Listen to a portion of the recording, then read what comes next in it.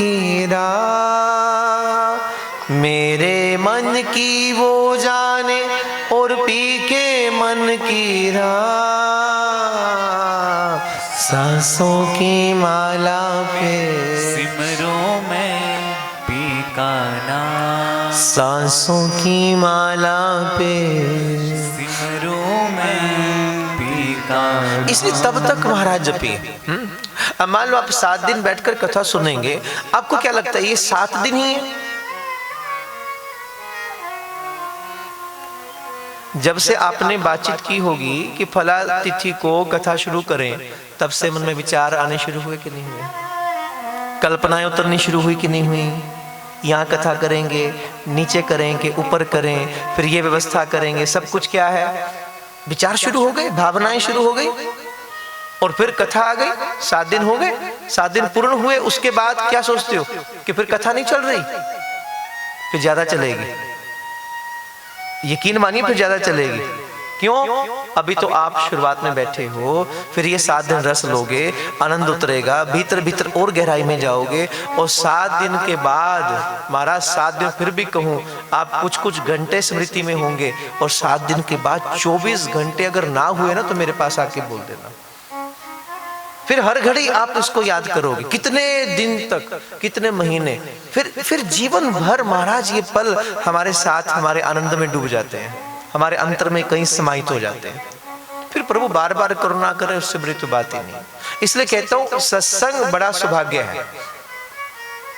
इसलिए जितनी देर, ध्यान रखिएगा, जितनी देर आप यहाँ बैठिए, सबसे पहले एक काम आपने बड़ी ईमानदारी से करना है। 7 दिन आपने केवल ईमानदारी से कथा को सुनना है, इस यात्रा में सम्मिलित होना है। छोड़ दीजिए 3.5 घंटे के लिए सब कुछ, मन से संसार को थोड़ा सा अलग करके केवल यहाँ आकर बैठिए कि हे प्रभु ये जो पल मुझे मिले हैं, बस इन पलों में मैं आपकी हो जाऊं, आप मेरे हो जाइए। बाकी का समय आप संसार को दीजिए, लेकिन ये 3.5 घंटे आप प्रयत्न करो कि मन की एक एक कणिका, मन की एक एक धारा केवल और केवल श्री कृष्ण के प्रेम में डूबनी शुरू हो जाए, आपके प्रीतम के रूप में डूबनी शुरू हो जाए। जिसको आप ध्यान करते हैं, जो आपकी स्मृति में है, उस इष्ट के साथ आप 3.5 घंटे यहाँ मुलाकात के लिए बैठ जाइए। जिन खोजा तिन पाया, गहरे पानी पैठ, मैं बपूरन बोड़न डरा, तेरहा किनारे बैठ। इसलिए खोज किसकी है?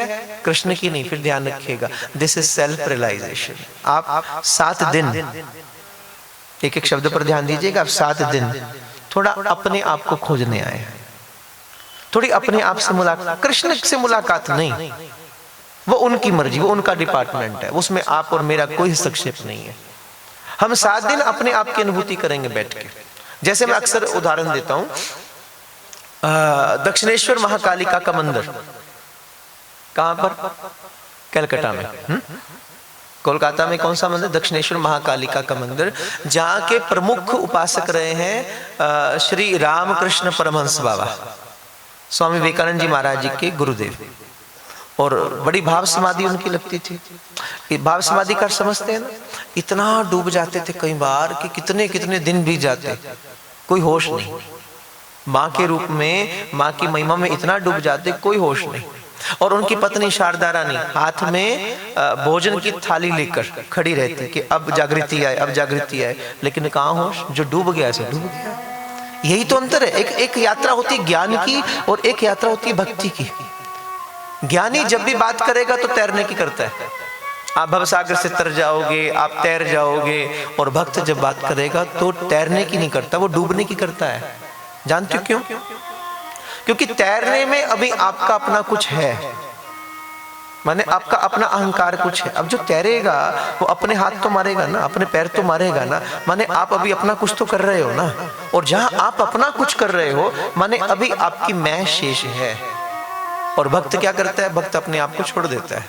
भक्त कहता है, मेरा मुझ में किछ नहीं, जो किछ है सो तेरा, और तेरा तुझको सौंप के प्रभु क्या लागे है मेरा। यहाँ क्या हो गया? समर्पण हो गया। भक्त ने छोड़ दिया। पर मैं कुछ नहीं करने वाला, करने वाले केवल आप हैं। मैं तो अपने आप को आपके श्री चरणों में समर्पित कर रहा हूं। ये समर्पण का भाव है। इसलिए भक्ति समर्पित माने डूब जाना। रामकृष्ण परमहंस बाबा इतना माँ की आराधना में डूब जाते माँ कालिका के कि फिर कोई सुध बुध नहीं। और उनकी देखो पत्नी उनसे भी आगे, नाम शारदा, हाथ में भोजन की थाली लेकर घंटों खड़ी रहती। अब इनको होश आएगी, अब थोड़ी जागृति आएगी, भूखे होंगे, प्यासे होंगे।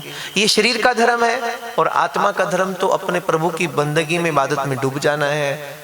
और वो खड़ी रहती हैं कि अब कुछ होश आए। लेकिन कई बार तो महाराज खड़े खड़े समाधि लग जाती, लेटे लेटे समाधि लग जाती। 6-6 दिन 7-7 दिन बीत जाते, कोई होश ना होती। और साक्षात माँ कालिका का दर्शन रामकृष्ण परमहंस बाबा को हुआ करता। तो एक बार किसी सेठ ने सुन लिया। अब उसके मन में अभिलाषा तो थी कि माँ का दर्शन हो जाए। और कई लोगों से सुना कि रामकृष्ण परमहंस बाबा को भगवती माँ कालिका दर्शन देती है। अब इतना सुना तो मन में एक लालसा जागी, मिलूं। तो कहाँ पर आए? बाबा से मिलने के लिए आए। प्रणाम किया, बैठ गए। तो रामकृष्ण बाबा ने पूछा, बोले बेटे कैसे आए? अब देखो मन में भोलापन था। जहां सरलता होगी, भोलापन होगा, वहीं परमात्मा की अनुभूति होती है। चालाकी से परमात्मा नहीं मिलता। तभी मानस में रघुनाथ जी क्या कहते हैं? निर्मल मन जन सो मोहि पावा, मोहे कपट छल छिद्र न भावा। जिनका मन भोला है, सादगी है, सरलता है, वे मेरी प्राप्ति कर लेंगे। और जिनके मन में कपट है, दुर्भावना है, वो मुझे कभी ना मिल पाएंगे। जहां सरलता, भोलापन आया, वहां परमात्मा की अनुभूति आपके प्रत्यक्ष मन में होने लगेगी। तो सेठ के मन में थोड़ा भोलापन तो था। विचार किया एक बार गुरुदेव से मिलूं, मिले। पूछा बाबा ने कैसे आए? तो पूछता है, बाबा मैंने लोगों से सुना कि आपको माँ दर्शन देती हैं। ये प्रश्न किया सेठ ने कि मैंने सुना लोगों से कि माँ आपको दर्शन देती हैं। बाबा मुस्कुराए, बोले हाँ बेटे दर्शन तो देती हैं। बोले सच्ची कहते हो आप? बोले हाँ। बाबा मुस्कुराए, बोले हाँ सच्ची। अच्छा ये बताइए कब आती हैं वो, कब दर्शन देती हैं? बाबा ने कहा, बोले बेटे माँ है, वो स्वतंत्र है। जब उसकी मर्जी होती है तब आती है, दर्शन देती है। लेकिन हाँ इतना निश्चित है कि कम से कम भी हफ्ते में एक बार तो माँ से मिलता हूँ। माँ की गोदी में सर रख कर लेटता हूँ। माँ अपने बड़े बड़े प्रेम ममता भरे हाथों से मेरे सर को सहलाती हैं। अपने मन की हर बात मैं माँ से कर लेता हूँ। बड़ी ममता लुटाती हैं, बड़ी करुणा लुटाती हैं। तो सेठ ने झट से कहा, गुरुदेव मेरी एक इच्छा है। बोले क्या? मैं भी माँ का दर्शन करना चाहता हूँ। एक काम करेंगे? बोले क्या? अब की बार जब माँ आए तो उसे मेरे यहाँ भेज देना, मैं भी दर्शन कर लूंगा। देखो भोलापन है, सादगी, छल नहीं है। यहाँ सहज इच्छा थी तो प्रकट कर दी। तो सहज रूप में कहा, बोले गुरुदेव मेरी इच्छा है मैं माँ का दर्शन करूं। एक काम कर दो ना, जब अब की बार माँ आए तो उसे मेरे यहाँ भेज देना। बोल वृंदावन बिहारी, उच्ची बोलो, हंस के बोलो, थोड़ा मुस्कुरा के, हाथ उठा के बोलो वृंदावन। कुर्सी वालों आप ज्यादा जोर से बोलो, आप बड़ी खतरनाक चीज पर बैठे हो। आजकल कुर्सी का बहुत चक्कर है महाराज, इसलिए प्रेम से बोलो, बोल वृंदावन बिहारी। सेठ ने कहा अब की बार आए तो मेरे यहाँ भेज देना। बाबा से बोले ठीक है बेटे भेज दूंगा, अपना पता बता दे। पता होगा तभी भेजूंगा ना। तो सेठ ने फटाफट अपनी जेब से एक विजिटिंग कार्ड निकाला।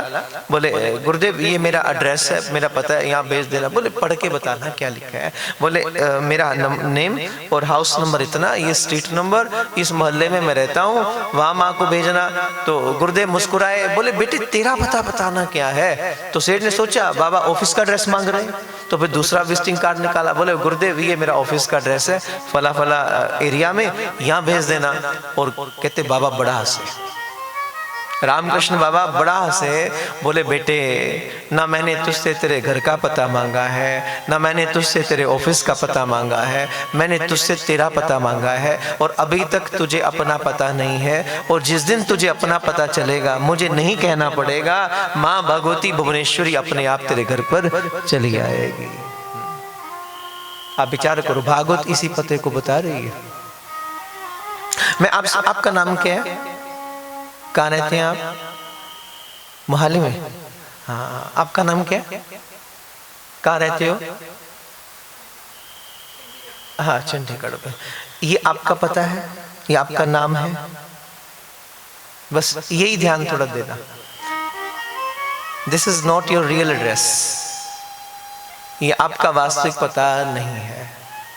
ये केवल और केवल इस जन्म में जो आपको शरीर मिला है इसका पता है। ये नाम इस शरीर का है।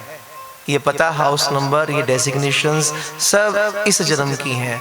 पूर्व जन्म में कौन क्या था, आकृति अलग थी, रूप अलग था, तब नाम भी कोई और था। आपको नहीं पता, मुझे भी नहीं पता होगा, आपको भी नहीं पता। तब नाम कोई और था, तब उस शरीर की माँ भी कोई और था, पिता भी कोई और था, हाउस नंबर भी कोई और था, कहीं और रहते होंगे, कोई देश विदेश कहाँ थे कोई खबर नहीं। फिर एक जन्म होगा, फिर कहीं और आ जाएंगे, फिर रूप बदलेगा, फिर आकृति बदलेगी, फिर नाम बदलेगा, फिर दुनिया बदलेगी, फिर विचार बदलेंगे, स्थान बदलेंगे। और एक बात बताइए, जो बदल रहा हो वो वास्तविक कैसे हो सकता है?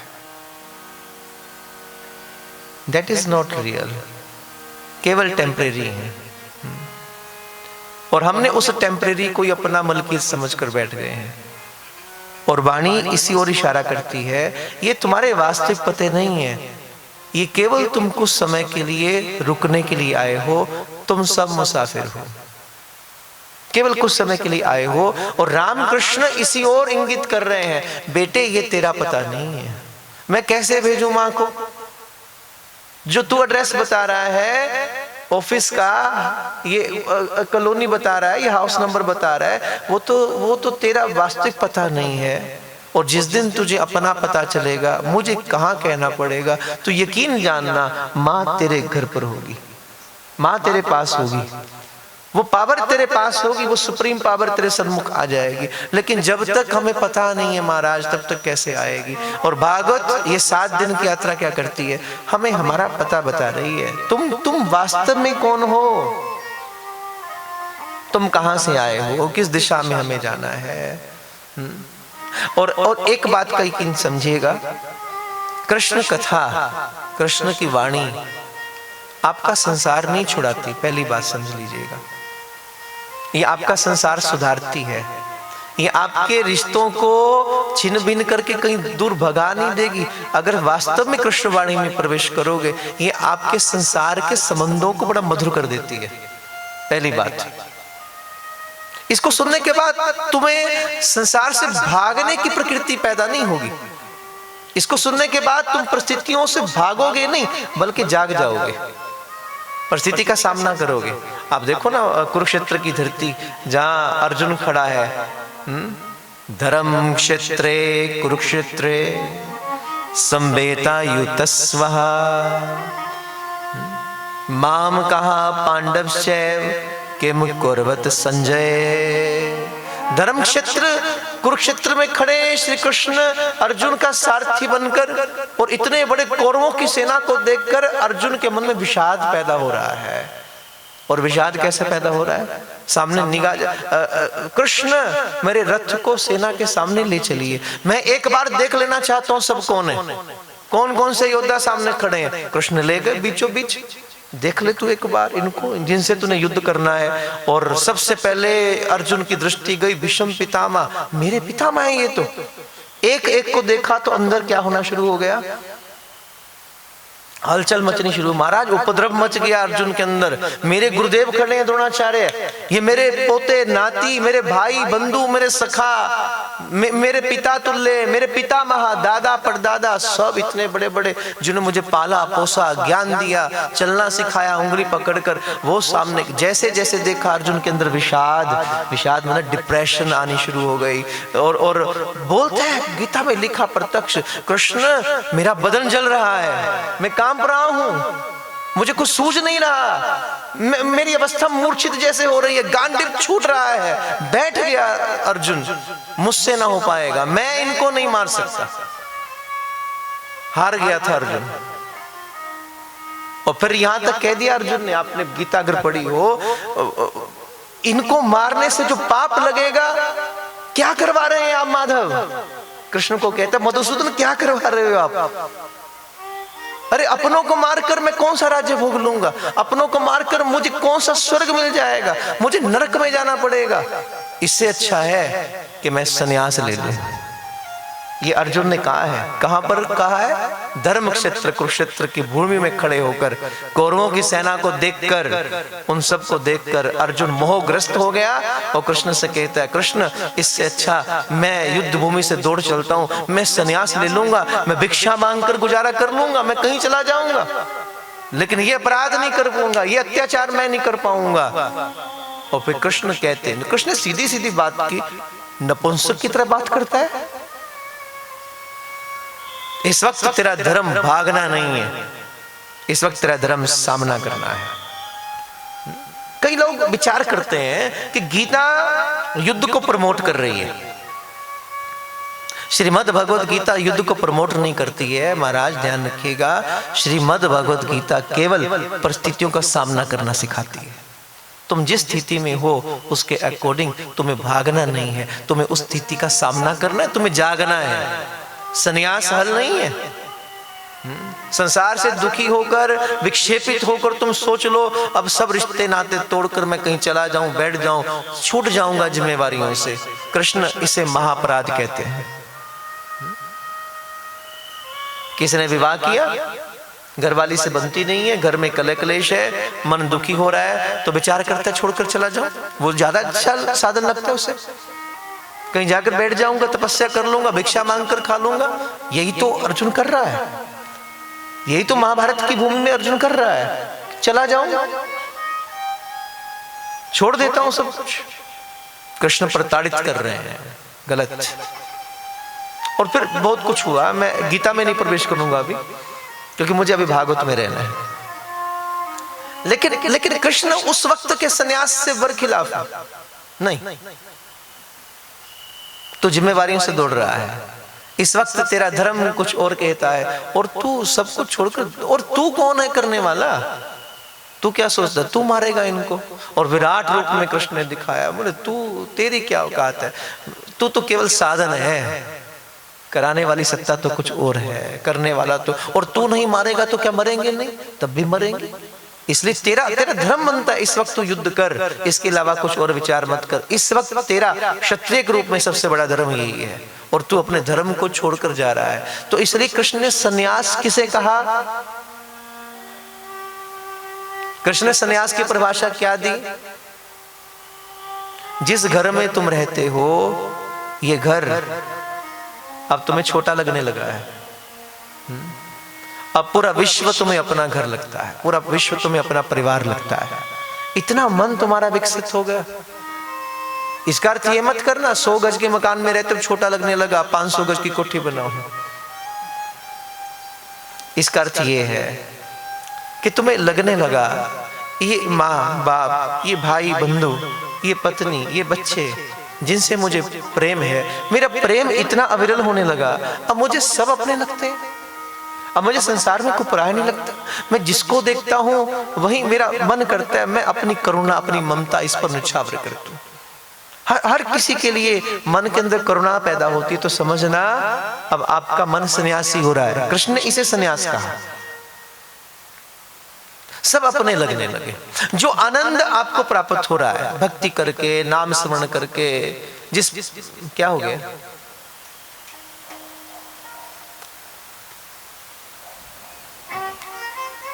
जिस परम आनंद की प्राप्ति आप नाम स्मरण में कर रहे हैं, एकांत में कर रहे हैं, मिल रहा है, अब इतना आनंद आपको मिलने लगा कि अब मन हुआ कि इस आनंद को मैं बांट दूं, बिखेर दूं सारी दुनिया के अंदर। तो समझना आपका मन सन्यासी हो रहा है। वो उसे परम सन्यास कहा गया। जागृति, ध्यान देखिएगा, जिस दिन जागृति आ गई, जिस दिन चेतना जागृत हुई, उस दिन कहना नहीं पड़ेगा, उस दिन आप अपने प्रीतम को अपने करीब अनुभव करेंगे। और भागवत क्या करती है? अनंत जन्मों से बिछड़े हुए जीव को अपने कृष्ण के सन्मुख लेकर आ रही है। यही भागवत का महाप्रसाद है। कथा पूरी हुई, 6:30 बजे आरती हुई, और जो आपको मिलेगा प्रसाद बाद में, वो प्रसाद नहीं है, इस संसार में कृष्ण कथा से बड़ा कोई प्रसाद नहीं है। जो 3.5 घंटे बैठकर आप यहाँ लोगे ना, ये प्रसाद है। और अगर ये ना प्राप्त कर पाए तो बाद वाला, क्षमा करना मैं बाद वाले को माया बोलता हूं, वो तो आपको ये लोग फंसाएंगे। कारण वो स्टोरी सुनी ना आपने, तोता रटंत वाली, छोटी क्लासेस में आई होगी। एक जंगल में तोते थे, अब उन्हें डर लगता था शिकारी आएगा और पकड़ के ले जाएगा। तो क्या हुआ, एक दिन तोते बड़े रो रहे थे, बड़े व्याकुल थे। अचानक उस जंगल से एक साधु गुजरा, और जैसे साधु आया, साधु को देखा तो तोतों ने अपने मन की व्यथा को उसके सामने व्यक्त किया। गुरुदेव ने पूछा क्या हुआ, इतने दुखी क्यों? तो मन की बात की, बोले महाराज यहाँ तो हर वक्त खतरा है, शिकारी आता है और पकड़ के ले जाता है, क्या करें? सदगुरु को दे आ गई, बोले एक मंत्र दूं, उस मंत्र को जपोगे तो कोई दुनिया का शिकारी तुम्हें पकड़ नहीं पाएगा, कोई दुख तुम्हारे जीवन में नहीं आएगा, तुम मुक्त हो जाओगे। बोली आप मंत्र दे दो। हाँ सुनो। और मंत्र क्या दिया गुरुदेव ने? शिकारी आएगा, जाल बिछाएगा, दाना डालेगा, लोभ में फंसना नहीं। अगर इस मंत्र का स्मरण करोगे तो निश्चित रूप से कोई दुनिया का शिकारी तुम्हें कभी पकड़ नहीं पाएगा। मंत्र क्या है? शिकारी आएगा, बोलो, जाल बिछाएगा, दाना डालेगा, लोभ में फंसना नहीं। तो ने पूछा गुरुदेव अगर इस मंत्र को जपेंगे तो पक्का? बोले बिल्कुल पक्का, कोई तुम्हें पकड़ ना पाएगा, तुम्हारा जीवन सुख से बीतेगा।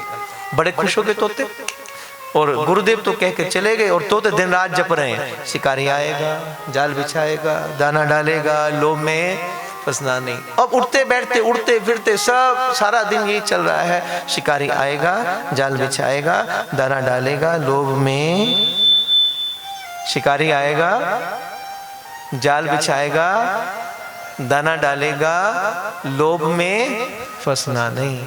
बहुत दिन बीत गए, और फिर एक दिन क्या हुआ, शिकारी आ गया, जाल बिछाया, और पक्षी देख रहे हैं और गा रहे हैं, शिकारी आएगा, जाल बिछाएगा, दाना डालेगा, लोभ में। शिकारी ने सुना, शिकारी ने सोचा तोते समझदार हो गए हैं, अब ये मेरे कब्जे में आने वाले नहीं है। बोले चलो फिर भी क्या हर्ज है, एक बार ट्राई कर लेते हैं। अब जाल तो बिछ चुका था, दाना डला चुका था, पक्षी देख रहे थे, और वहां से उड़े और जाल पर आकर बैठे और दाना खा भी रहे और बोल भी रहे हैं, शिकारी आएगा, जाल बिछाएगा, दाना डालेगा, लोभ में फंसना नहीं। और शिकारी ने पकड़ लिया। अब तोते रोए रोए रोए, बोले साधु भी झूठा और मंत्र भी झूठा। वो कहता था मंत्र का जाप करोगे तो कल्याण हो जाएगा, कल्याण क्या, फिर फंस गए। तो बेचारे तोते रोए रोए रोए, क्या करें अब? तो कुदरती कोइंसिडेंस वो साधु फिर वहीं से जा रहे थे, और तोतों ने देखा, वो तो रोए, बोले बाबा आप भी झूठे और आपका मंत्र भी झूठा। बोले बेटे ना मैं झूठा ना मंत्र झूठा। बोले फिर फंस कैसे गए? अरे मूर्खों, मैंने तुम्हें समझाया था कि शिकारी आएगा पक्का है, वो जाल भी बिछाएगा ये भी निश्चित है, वो दाना भी डालेगा, लेकिन मैंने सावधान किया था कि तुम लोभ में मत फंसना, तुम केवल रटते रहे। मैंने तो अनुभव के लिए कहा था तुम्हें, इस बात को समझ लो। लेकिन वही तो हमारे, ये तोते कौन है? हम ही तो हैं, कोई और थोड़ी ना है। कोई सदगुरु जीवन में आता है, वो एक नाम देता है, तू बेटे इस नाम को जपना, ये नाम जपेगा तो कोई दुनिया का शिकारी तुम्हें पकड़ ना पाएगा। और हमने क्या किया, केवल रटा, केवल यहाँ तक सीमित रहा, और उसका अनुभव हम उसका रस नहीं ले पाते। ध्यान रखना, मैंने शुरू में कहा कथा में बड़ा स्वाद होता है, नाम में बड़ा रस होता है, लेकिन उस रस को आपने अनुभव करना है ना, केवल अनुभव करना। राम राम करदा सब जग फिरे, राम न पाया जाए। अगमय गोचर अत वडा, अतुल न तुलया जाए। अगमय गोचर अत वडा, अतुल न तुलया जाए। राम राम करदा सब जग फिरे, राम न पाया जाए। राम राम करदा सब जग फिरे, राम न पाया जाए। इसलिए ध्यान रखिएगा, नाम मिलने के बाद या मान लो दीक्षा नहीं हो रही है तो जो नाम आपको अच्छा लगे, जो नाम आपको प्यारा लगे, उस नाम का जब आप स्मरण करें तो कभी कभी नेत्र बंद करके भीतर देखो कहाँ तक रस मिल रहा है आपको रसानुभूति पक्का होगी महाराज। ये नाम, ये वाणी केवल और केवल थ्योरी पोर्शन नहीं है, ये बड़ा प्रैक्टिकल है, इसको आपने अनुभव करना है। और ध्यान रखो, सबसे अच्छा तरीका कि आपने कथा सुनी, 3.5 घंटे बैठे, फिर जो आनंद मिला, जो आपने सुना, घर में जाइए, थोड़ी देर बैठिए और बैठकर आंखें बंद करके उस कथा का चिंतन करो। मैंने क्या सुना, मैंने क्या पाया, मेरे भीतर क्या उतरा। आप कभी देखना। और एक बात को समझ लीजिए, पहला दिन है आज, होता क्या कि कथा हुई, विराम हुआ, आरती हुई, फिर आप लोग प्रसाद के चक्कर में पड़ जाते हैं और फिर आपस में बातचीत शुरू कर देते हैं और फिर उसके बाद बस बातचीत करते करते जो था अंदर सब बाहर। और उस चक्कर में क्या कर दिया, जो 3.5 घंटे यहां बैठकर आप इस वक्त आप कमाई कर रहे हैं, ध्यान रखना, इस वक्त आप बड़ा प्रसाद प्राप्त कर रहे हैं और आप 3.5 घंटे के बाद वो सारा का सारा जो एनर्जी आपको यहाँ मिली, एक बड़ी दिव्य, एक बड़ी डिवाइन लाइट, एक बड़ी डिवाइन एनर्जी इस वक्त आपके अंदर प्रवेश कर रही है। एक बड़ी दिव्यतम वाइब्रेशन से आप गिर रहे हैं, एक दिव्य प्रकाश से आपका अंदर बाहर अभी गिर रहा है। हो सकता है अभी आपको ये बात अनुभव में ना उतरे, इसलिए कई बार अनुभव में ना भी आए तो श्रद्धा से बात को स्वीकार कर लेना चाहिए। एक दिव्य वाइब्रेशन आपको मिल रही है, एक ऐसी वाइब्रेशन, एक ऐसा प्रसाद आपको मिल रहा है इस वक्त जो आपके एक जन्म नहीं, अनंत जन्मों के भी ताप और पाप को जलाकर खाक करने की क्षमता रखता है। क्योंकि ध्यान दीजिए, भागवत के महात्म्य का प्रथम श्लोक क्या कहता है, सच्चिदानंद रूपाय विश्वोत्पत्त्यादि हेतवे ताप त्रय विनाशाय श्री कृष्णाय व्युम नुमः। ये वाणी ऐसी है जो आपके तीनों प्रकार के ताप को, पाप को, त्रय विनाशाय खत्म कर देगी। जपजी साहब में गुरु महाराज क्या फरमा रहे हैं, नानक भगता सदा विगास, सुनिए दुख पाप का नाश। जो उनकी वाणी को सुनेगा, जो प्रीतम की वाणी के रसानुभूति करेगा, उसका अनुभव करेगा, उसके दुख पाप सब जलकर खत्म हो जाएंगे। दुख तो परिणाम है, जड़ तो पाप है, और गुरु महाराज फरमाते कि पाप ही खत्म हो जाएंगे। जड़ ही खत्म हो गई तो फिर परिणाम की तो बात ही नहीं। और संत कुमार क्या कहते हैं, श्रीमद् भागवतम श्राव्यम शोक दुख विनाशनम। इस वाणी का प्रताप, ये प्रसाद ऐसा है जिसका अनुभव करते करते करते ही आपके अंतर के हर प्रकार के फिजिकली, मेंटली, स्पिरिचुअली जितने विकार हैं, जितने दोष हैं, जितनी विकृतियां हैं आपके अंदर, जितनी विक्षेपताएं हैं, आपको शारीरिक कष्ट है, आपको मानसिक कष्ट है, आपको आत्मिक स्तर के ऊपर कुछ ऐसा लगता है, तो हर प्रकार के विकारों को त्रोहित करके आपकी चित्तवृत्ति को शुद्ध कर रही है। तभी तो नारद जी ने कहा, यद लब्ध्वा पुमान् अमृतो भवति। एक ये है जिनके चरण शरण में आने के बाद आप अमृत हो जाएंगे। अमृत का अर्थ समझ रहे हैं, लास्टिंग हैप्पीनेस। लास्टिंग हैप्पीनेस को क्या बोलोगे, अखंड प्रसन्नता।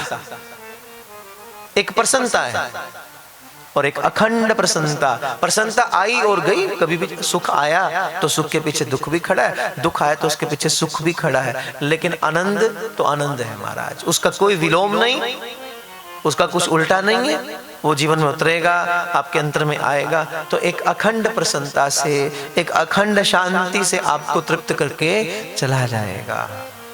लेकिन कब, एक को ओमकार सतगुरु प्रसाद।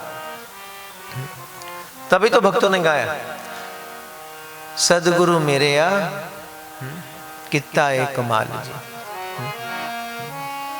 शहनशाह बनाया मैनू युगां दी कंगाल सी। सदगुरु मेरे मिलाया संजोग जी, सदगुरु मेरे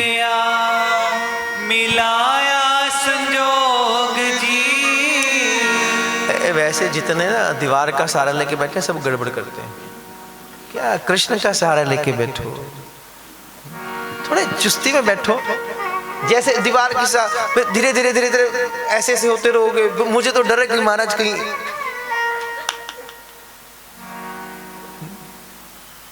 थोड़ा एक्टिव। वैसे एक बात आपको और बताऊं, जब भी आप चलो यहाँ थोड़ा जगह का वो है ना, जब भी आप सत्संग में बैठो हमेशा कोशिश करो एक दूसरे को टच नहीं करना। रीजन, क्योंकि यहां से आपके अंदर बहुत दिव्य वाइब्रेशन आपके अंदर में जाती है, और जब आप टच करते हैं तो आपकी वाइब्रेशन जो है एक इलेक्ट्रिसिटी पैदा होती है आपके अंदर। हर बॉडी के अंदर आप सब जानते हो कि इलेक्ट्रिसिटी है कि नहीं है, उसकी एक प्रोडक्शन आपके अंदर हो रही है। अभी श्लोक के साथ उसका आप अनुभव करना, इसलिए थोड़ा चुस्ती से बैठो और मेरे साथ गाओ भी थोड़ा खुल के। सदगुरु मेरेया मिलाया संजोग जी, सदगुरु मेरेया मिलाया संजोग जी, सदगुरु मेरेया मिलाया संजोग जी, सदगुरु मेरेया मिलाया संजोग जी। दुख कटे सारे मेरे, कटे सारे मेरे, दुख कटे सारे मेरे, कटे सारे मेरे। होइया निरोग जी जन्म जन्म दिया, जन्म जन्म दिया, जन्म जन्म दिया, जन्म जन्म दिया। कटियां बीमारियां जदों तेरे नाम दिया, तेरे नाम दिया, जदों तेरे नाम दिया, तेरे नाम दिया। चढ़ियां खुमारियां किथों ने रंगाइयां अखां पुछ दियां सारियां, जदों तेरे नाम दिया, जदों तेरे नाम दिया, चढ़ियां खुमारियां किथों ने रंगाइयां अखां।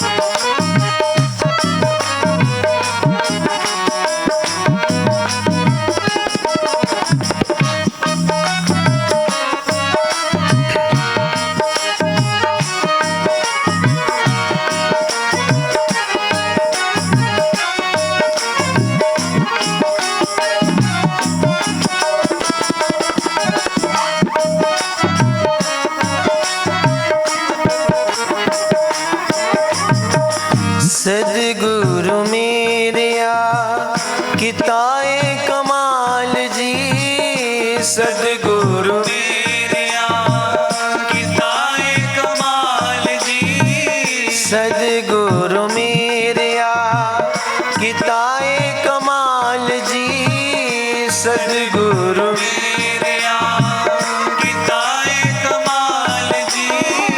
शहनशाह बनाया मैनू, शहनशाह बनाया मैनू, शहनशाह बनाया मैनू, शहनशाह बनाया मैनू।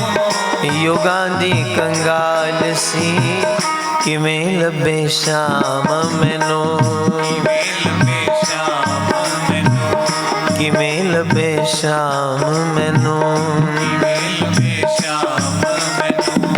पुछ दियां सारियां जदों तेरे नाम दिया, तेरे नाम दिया, जदों तेरे नाम दिया, तेरे नाम दिया।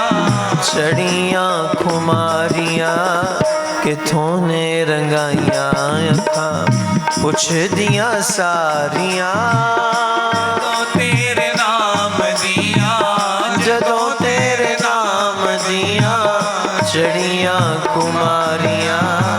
किथों ने रंगाइयां अखां, किथों ने रंगाइयां कुछ दिया सारियां जदों तेरे नाम दिया, ओ तेरे नाम दिया चढ़िया खुमारियां किथों ने रंगाइयां अखां, गुरां तो रंगाइयां अखां सुन लो सारियां जदों तेरे नाम दिया, ओ तेरे नाम दिया चढ़िया खुमारियां गुरां तो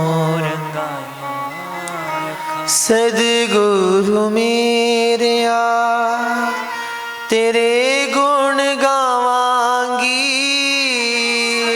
गुरु मेरेया तेरे गुण गावांगी, सदगुरु मेरेया मैं तेरे गुण गावांगी, गुरु मेरेया मैं तेरे गुण गावांगी, तेरा नूरी रूप वेख, तेरा नूरी रूप वेख जग भुल जावांगी, दर्श दिखा दे मैनू, दर्श दिखा दे मैनू, दर्श दिखा दे मैनू, दर्श दिखा दे मैनू, जन्मां दी प्यासियां जदों तेरे नाम दिया,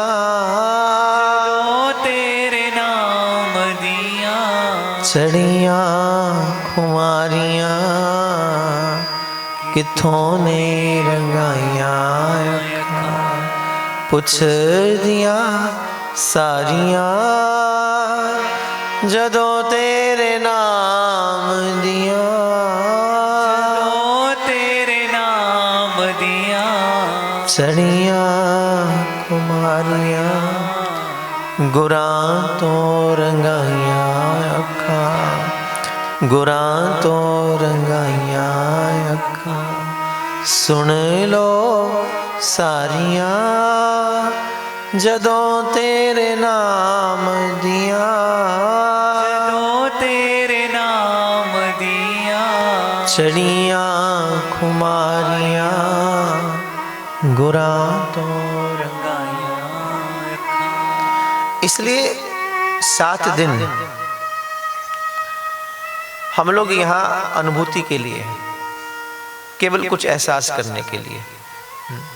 इसलिए एक प्रयास बस हमने करना है बड़ी ईमानदारी से, जितनी देर आप यहाँ बैठे हैं बस उतने समय, उतना पल, उतने क्षण मन केवल और केवल श्री कृष्ण के चरणारविंदों में आश्रित हो जाए।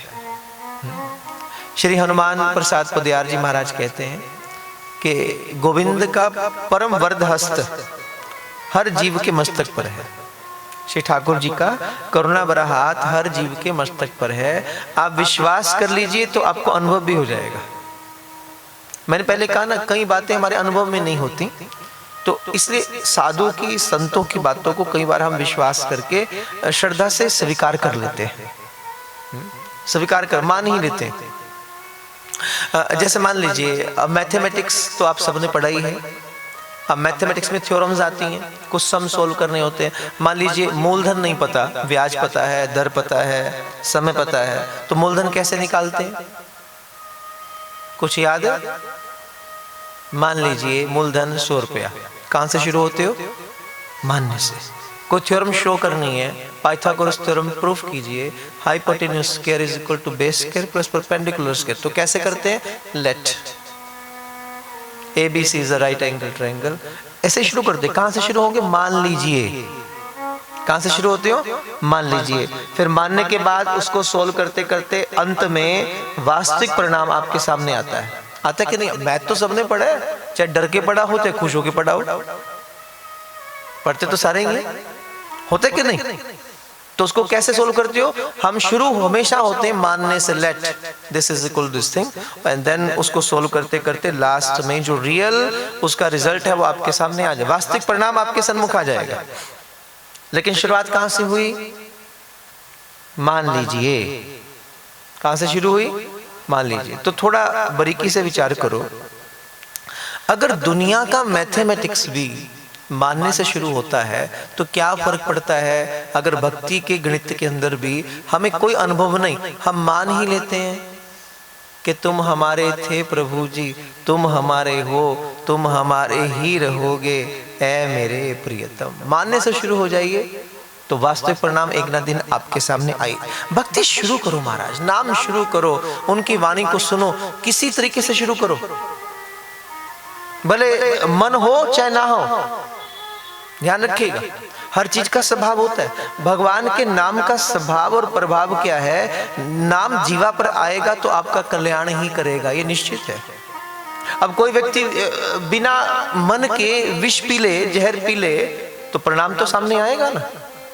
अब उसको बचा लिया गया तो पूछे क्यों पी? बोले मन नहीं था, बस यूं पी लिया, तो परिणाम तो भुगतना पड़ेगा। अब बिना मन के कोई आग में कूद जाए और पूछो क्यों कूदा? बोले बस मन नहीं था, कूद गया, तो फिर आग तो अपना प्रभाव दिखाएगी कि नहीं दिखाएगी? वो तो उसका स्वभाव है, जो वो पक्षपात नहीं करती, जो आग में आया वो जलेगा, जो विष को पिएगा उसका प्रभाव होगा। तो इसी प्रकार से कृष्ण नाम का भी एक स्वभाव और प्रभाव है, प्रभु के नाम का भी एक प्रभाव है। वो जैसे तैसे आपकी रचना पर आए, मन से आए, बिना मन के आए। आप भाव से जपिए, प्रेम से जपिए, किसी को उपहास करने के लिए जपिए, किसी को व्यंग में जपिए। तो रसिक जन कहते किसी भी तरीके से वो नाम आपकी जीवा पर आएगा, आपकी रचना पर आएगा, तो निश्चित जानिए वो आपका कल्याण ही करके जाएगा। बोल श्री वृंदावन बिहारी लाल की कंजूसो, अच्छी तरह बोलो, हाथ उठा के, मुस्कुरा के, हाथ उठा के बोलो ना, मुस्कुरा के बोल वृंदावन बिहारी जय जय। अब व्यंग मतलब अब किसी को उपहास में बोल रहे हो, व्यंग करने के लिए, ले अंकुश देख, जब देखो राधे राधे जपता रहता है। एक व्यंग, आपने एक कमेंट किया, लेकिन साधु ने क्या कहा? ये जो तुमने कमेंट भी किया ना, किसी को व्यंग भी किया, व्यंग के रूप में से तेरे मुख से, तेरी रचना से प्रभु का नाम तो निकल रहा है ना, बस ये तेरा कल्याण कर देगा। बिना भाव के भी तूने जपा, और फिर भाव से जपने वाले की तो बात ही अलग है, प्रेम से जपने वाले की तो फिर बात बिल्कुल अलग ही है। इसलिए महाराज जपिए, जितना हो सकता है उतना स्मरण करो, उतना वाणी का प्रसाद बार बार पाइए, बार बार। महादेव मानस में बता रहे ना, मांगना भी, बोले संसार के लोगों को तो मांगना भी नहीं आता, जबकि हम लोगों की सबकी फितरत है, मांगे बिना तो हम रह नहीं सकते, नहीं रह सकते महाराज। तो महादेव कहते फिर कुछ विशिष्ट मांग लो, अब मांग नहीं आए हो तो कुछ जबरदस्त मांगो, और महादेव सिखाते हैं। मानस में कहते भोलेनाथ बार बार वर मांग हूं, एक बार भी नहीं, पर वो मेरी आदत है, आपसे नहीं मांगूंगा तो किससे मांगूंगा? अधिकार है। और ध्यान दीजिएगा, जितना अधिकार हमारा गोविंद पर है इतना संसार में किसी पर नहीं है। मांगिए, फिर अधिकार से मांगिए, फिर कुछ ऐसा मांगो ना कि जिसको देने के लिए इस संसार में समर्थता ही ना हो, उसको देने के लिए कृष्ण को ही आना पड़े। फिर कुछ ऐसा मांग लेते हैं, और फिर महादेव इशारा कर रहे हैं, क्या मांगो फिर? बार बार बर मांग हूं, हर्ष देहो श्री रंग, पद सरोज अनपायनी, भक्ति सदा सत्संग। अब यहां पर महादेव का विज्ञान पकड़ो थोड़ा सा। महादेव रघुनाथ जी के सामने खड़े हैं, प्रभु के सन्मुख खड़े हैं, तो फिर उनसे मांगना चाहिए, गोविंद आप मुझे मिल जाइए। मांगना तो ये चाहिए, ए राम आप मेरे हो जाइए, बस मैं ये चाहता हूं, मुझे दर्शन देते रहो, फला फला जो भी है। पर महादेव क्या मांग रहे हैं? बार बार बर मांग हूं, हर्ष देहो श्री रंग, पद सरोज अनपायनी, भक्ति सदा संग सत्संग। मुझे आपके भक्तों का, आपके संतों का संग मिले। सामने खड़े हैं राम जी के, तो राम से राम को मांगना चाहिए। भक्तों का संग क्यों मांग रहे हैं? संतों का संग क्यों मांग रहे हैं? कारण है। मैंने पहले कहा, आप कृष्ण को मत खोजिए, आप मीरा को खोजिए। आप रघुनाथ जी की प्यास रखते हैं तो राम जी को पाने की आवश्यकता नहीं, राम के पीछे जाने की आवश्यकता नहीं।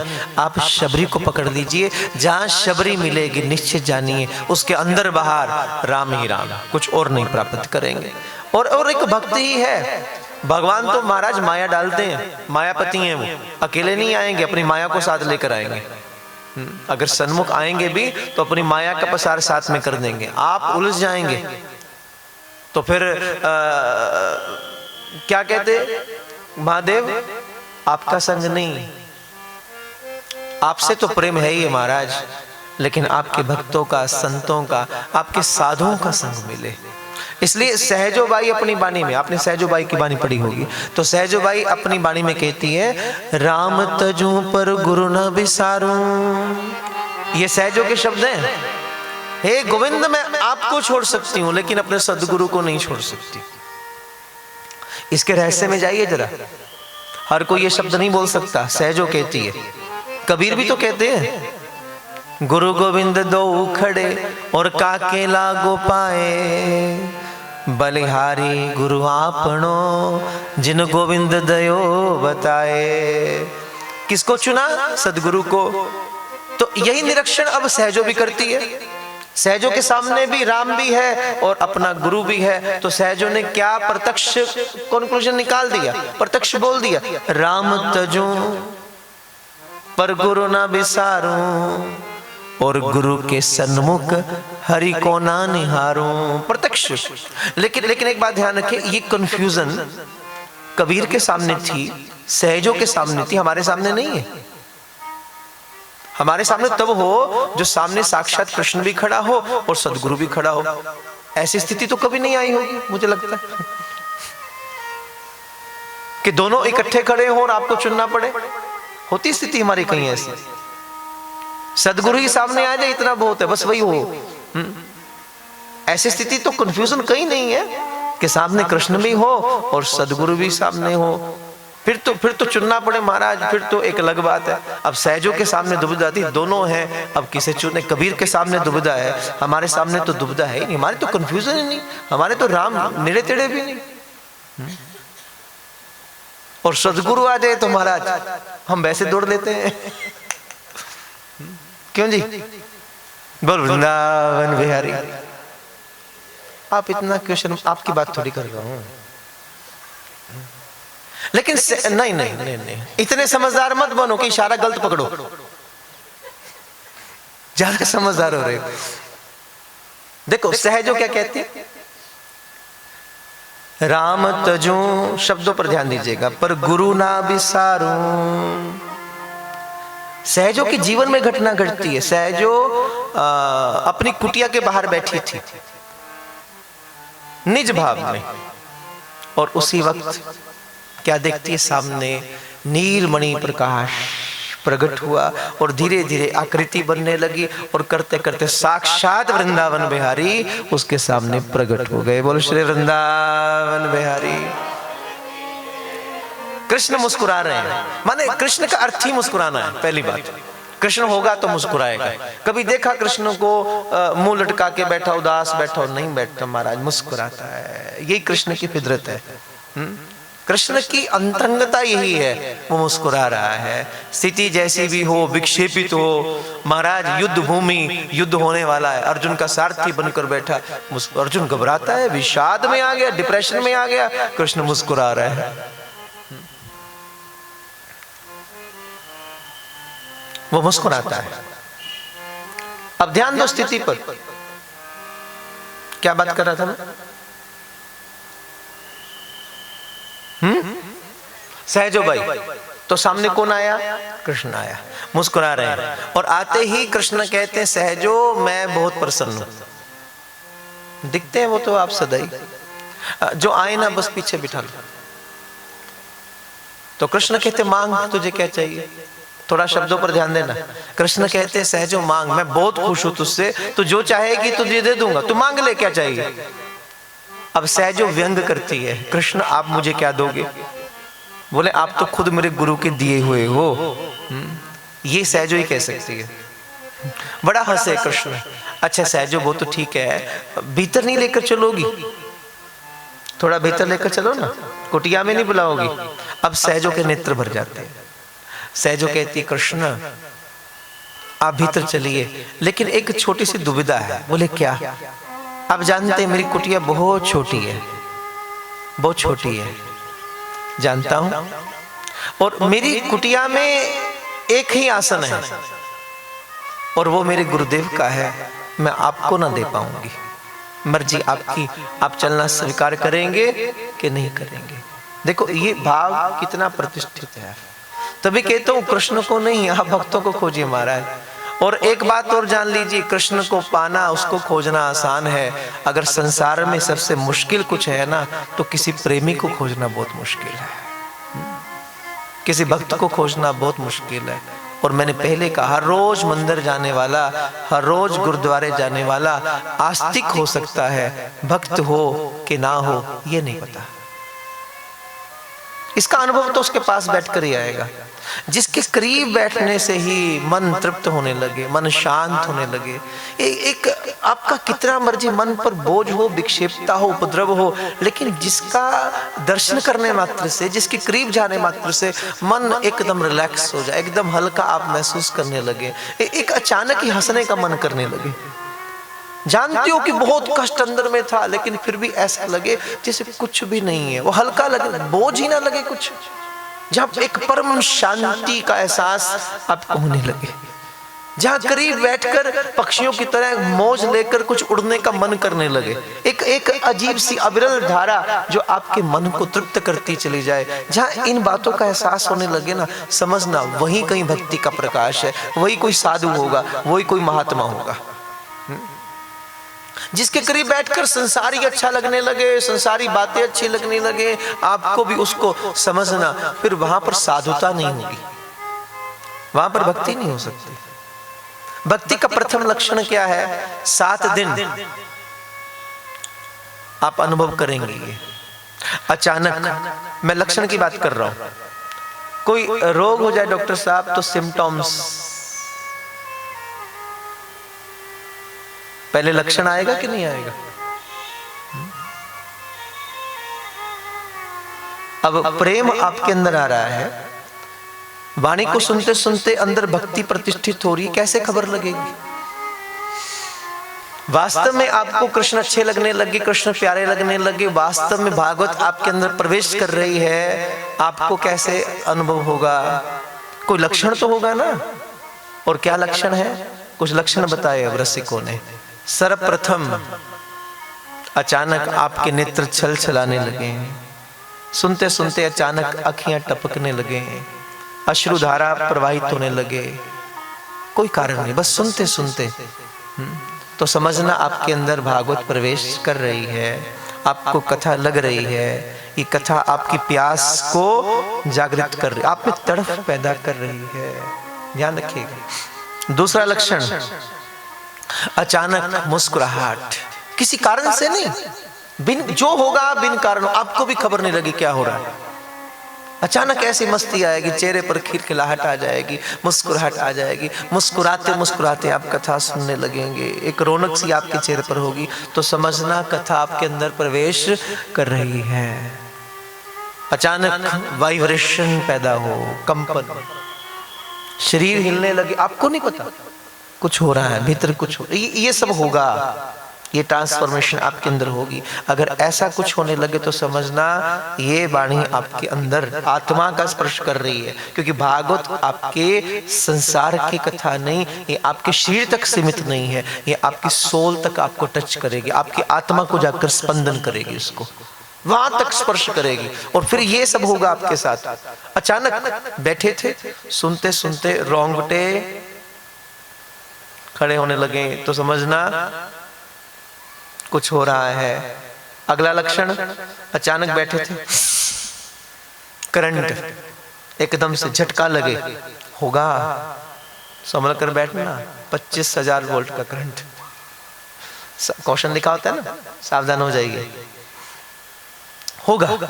अचानक झूमने का मन करे आपका, अचानक गुनगुनाने का मन करे आपका, अचानक आप हिलने लगे, डोलने लगे, बस दिल करे मैं नृत्य में डूब जाऊं, मैं पूरा उसके अंदर परमात्मा के उस रस के साथ घुल मिल जाऊं।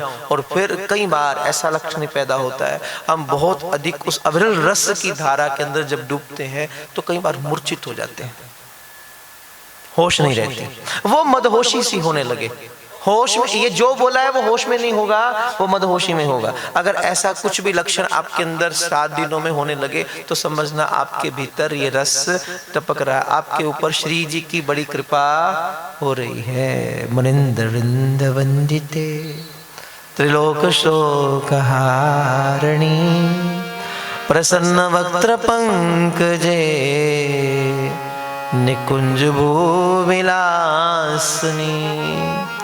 ब्रजेंद्र भानु नंदनी ब्रजेंद्र सोनु संगते कदा करिष्यसि हमा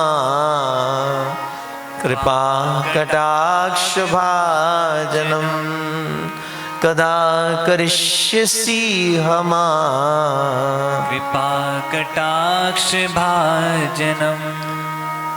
मखेश्वरी क्रियेश्वरी स्वधेश्वरी सुरेश्वरी त्रिवेद भारतीश्वरी प्रमाण शासनेश्वरी रमेश्वरी क्षमेश्वरी प्रमोद काननेश्वरी ब्रजेश्वरी ब्रजाधिपे श्रीराधिके नमस्तुते कदा करिष्यसि मां कृपा कटाक्ष भाजनम कदा करिष्यसि मां कृपा कटाक्ष भाजनम। हे श्री जी करुणा कीजिए। जब ऐसा कुछ हो तो समझना आप पर श्री जी की करुणा हो रही है। इसलिए श्री कौन, श्री किसे कहा गया? देखो, पूरे विश्व की 3 विभूतियां हैं परमात्मा की। आज इन बातों को थोड़ा समझ लो, आगे की यात्रा थोड़ा आसान रहेगी। कौन कौन सी विभूतियां हैं? प्रथम श्लोक क्या कहते हैं? सच्चिदानंद रूपाय। मेरे साथ बोल लो। प्रथम श्लोक है महात्म्य का। अभी भागवत नहीं शुरू हुई, भागवत तो पता नहीं कब शुरू होगी। अभी तो महात्म्य है, क्योंकि भागवत में 2 महात्म्य है, एक पद्म पुराण से, एक स्कंद पुराण से। ये प्रथम पद्म पुराण का महात्म्य है। और भागवत के उपलक्ष्य में नारायण खुद कहते हैं। ये किसने उपदेश किया है? वैसे उपदेश शब्द इतना ठीक नहीं है, मुझे लगता है। ये किसने गाया है?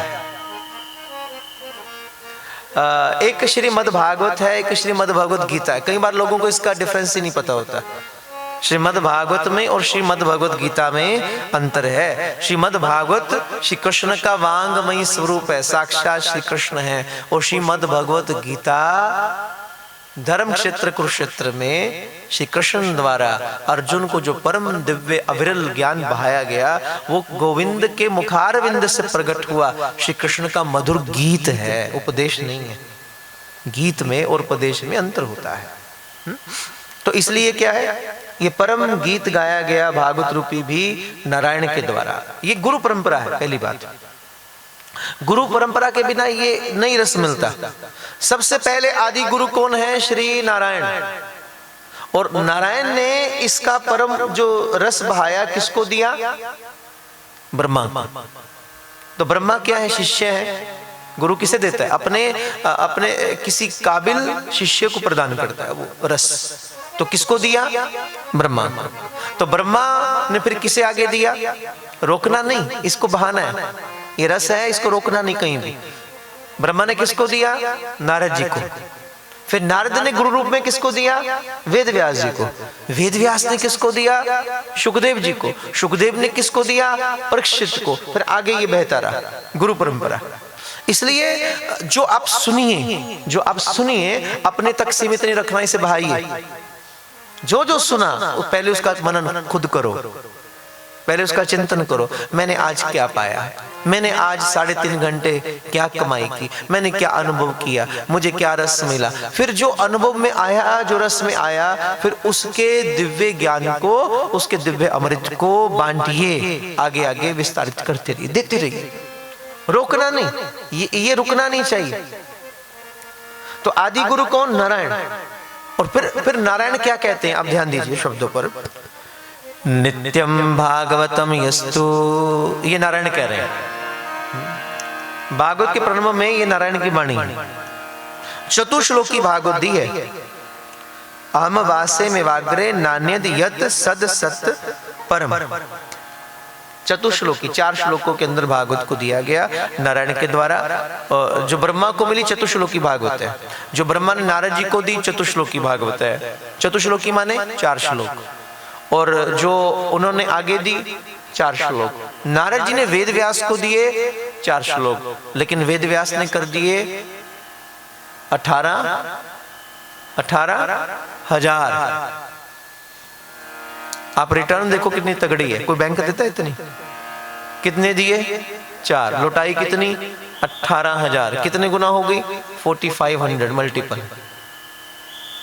है कोई बैंक जो इतनी दे दे? नहीं, ये वेद व्यास ने किया, क्योंकि ये साधुओं की समाधि से प्रकट हुआ ज्ञान। ज्ञान भी नहीं, ज्ञान शब्द भी नहीं, प्रेम, क्योंकि प्रेम की संहिता है। ये आपके अंदर ज्ञान क्यों नहीं, प्रेम पैदा करेगी आपके अंदर, मोहब्बत के बीज पैदा करेगी आपके चित्त के अंदर। आपको प्रेम होने लगेगा, आपको कृष्ण बड़े प्यारे लगने लगेंगे। और जैसे ही आपके चित्त को कृष्ण प्यारे लगने लगेंगे, एक बात निश्चित जानिए, संसार आपको प्यारा लगने लगेगा, संसार आपको सुंदर लगने लगेगा। हर चीज में कोई शिकायत नहीं रहेगी आपके मन के अंदर। जब तक कृष्ण अच्छे नहीं लग रहे, प्यारे नहीं लग रहे, बड़ी शिकायतें होती हैं, बहुत शिकायतें। लेकिन आप महसूस करना, जैसे जैसे आपके चित्त में भक्ति का प्रवेश होता है, आपको शिकायत खत्म होनी शुरू हो जाएगी। लेकिन कब? कबीर कहते बाणी, गुरु कृपाल कृपा जब कीनी। कब होगा? जब सदगुरु कृपा करेगा। गुरु कृपाल कृपा जब कीनी, हृदय कमल विगासा। भागा भ्रम, क्या हो गया? भ्रम चला गया। भागा भ्रम 10 दिशि सूझिया, और परम ज्योति परगासा। जब सदगुरु ने कृपा की तो फिर क्या हुआ? फिर वो परम आनंद, अंतर में परम प्रकाश प्रकट हुआ। जो किसी मेरे प्रयास से नहीं हो पा रहा था, वो केवल एक करुणा भरी नजर से संभव हो गया। मैंने बहुत योग किया, मैंने बहुत साधनाएं की, मैं दिन रात स्मरण करता रहा, कितनी तपश्चर्या मैंने जीवन में, कितनी साधना, कितने प्राणायाम, कितने प्रत्याहार, कितने उपवास, ना जाने क्या क्या जीवन भर चलता रहा, लेकिन हो ना पाया। और फिर एक ओंकार सतगुरु प्रसाद, सदगुरु मेहरबान हुआ। इसलिए कबीर क्या कहते? कबीरा वे नर अंध हैं, गुरु हरि जाने, और हरि रूठे गुरु ठोर है, और गुरु रूठे नहीं ठोर। हरि रूठ भी जाए तो क्या फर्क पड़ता है, क्योंकि सदगुरु साथ में है। लेकिन अगर सदगुरु रूठ जाए, उसकी ठोर ना मिले, फिर कौन सा ठिकाना, फिर कौन सा ठिकाना। इसलिए करीब रहिए महाराज। तभी रसिकों ने क्या गाया? दुआवा मिल करो सही हो, कि सदगुरु ना, करीब रहो महाराज। ये ठोर सबसे बेहतरीन है, क्योंकि ये आपको अनुभव देती है। तो नारायण स्वयं कहते हैं आदि गुरु के रूप में कि नित्यम भागवतम यस्तु पुराणम पठते नरः प्रत्यक्षरम भवेत तस्य कपिला दानजम फलम। अब थोड़ा इन शब्दों पर थोड़ा ध्यान दीजिएगा। नारायण ने कहा जो नित्य प्रति मेरी भागवत जी का पाठ करता है, भागवत के श्लोक को पढ़ लेता है, उसको कितनी कितनी हजारों कपिला गैया दान देने का फल मैं दे देता हूं। फिर भगवान कहते हैं श्लोक आर्धम श्लोक पादम वा नित्यम भागवतोद्भम पठते शृणुयाद यस्तु गो सहस्त्रम फलम लभेत। केवल एक श्लोक भी जो पढ़ लेता है, एक श्लोक माने एक पंक्ति, आधा श्लोक भी जो पढ़ लेता है उसका आधा भी माने चतुर्थांश भी जो पढ़ लेता है हर रोज, उसको भी मैं कितनी गैया दान देने का, कितने अश्वमेध यज्ञ करने का, कितने राजस्व यज्ञ करने का फल जो है मैं यूं ही दे देता हूं। थोड़ा ध्यान दीजिए, ये सब क्या बोल रहे हैं भगवान? ये प्रलोभन है, ये आपको लालच दिया जा रहा है। किस लिए? जैसे बच्चे से काम करवाना है, अब की बार 95% मार्क्स लेकर आएगा तो तुझे बाइक, बोलते हो ना, अब की बार फर्स्ट आएगा, नियर अबाउट 100% पर पहुंचेगा तो तुझे मोबाइल। क्या है? प्रलोभन। क्यों दे रहे हो?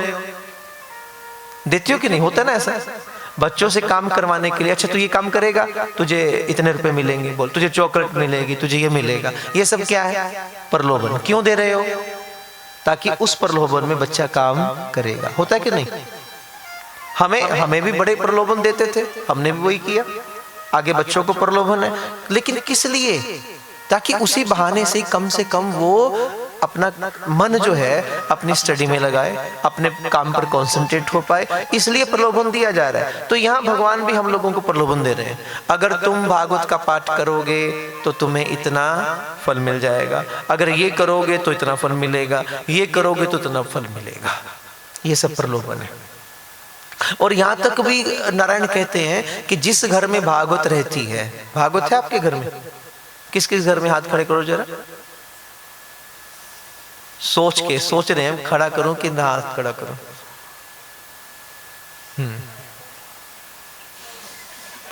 कोई नहीं, रामायण है तो भी ठीक है, कोई चक्कर नहीं।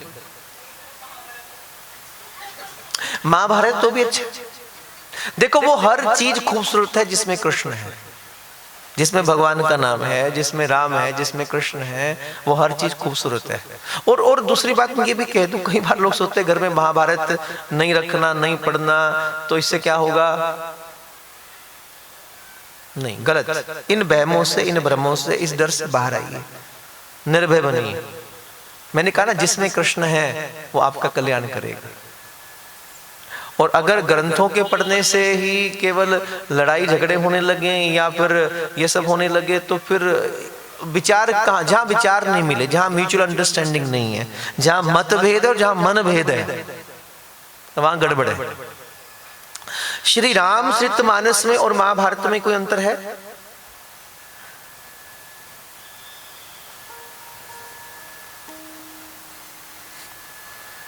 देखा जाए तो कोई अंतर नहीं, और अगर देखा जाए तो कितना गहरा अंतर है कि नहीं? रामचरितमानस सुन के एक आनंद है ना, और महाभारत का नाम सुन के फिर वही हमारी फितरत कहाँ चली गई? युद्ध की ओर। लेकिन बड़ी गहराई से देखिएगा, रामचरितमानस में और महाभारत में अंतर नहीं है। महाभारत में कृष्ण खड़े हैं और मानस में राम जी खड़े हैं, दोनों परिपूर्ण ब्रह्म है कि नहीं? दो एक रूप है। महाभारत के अंदर श्री कृष्ण ने भी अत्याचार को खत्म करने के लिए सबसे पहले किसका वध किया? पूतना का। और मानस के अंदर भी राम जी किसका वध कर रहे हैं? ताड़का का। मानस में भी 5 भाई हैं, महाभारत में 5 भाई हैं। महाभारत में 5 भाई कौन है? पांडव है। और मानस में कौन है? राम, लक्ष्मण, भरत, शत्रुघ्न और 5वें हनुमान जी। हनुमान जी को राम जी ने अपने भाई के रूप में स्वीकार किया है। वहां पर भी धर्म की संस्थापना करने के लिए, प्रेम के विस्तार करने के लिए राम प्रकट होते हैं, और यहां पर भी काम तो उनका वही है।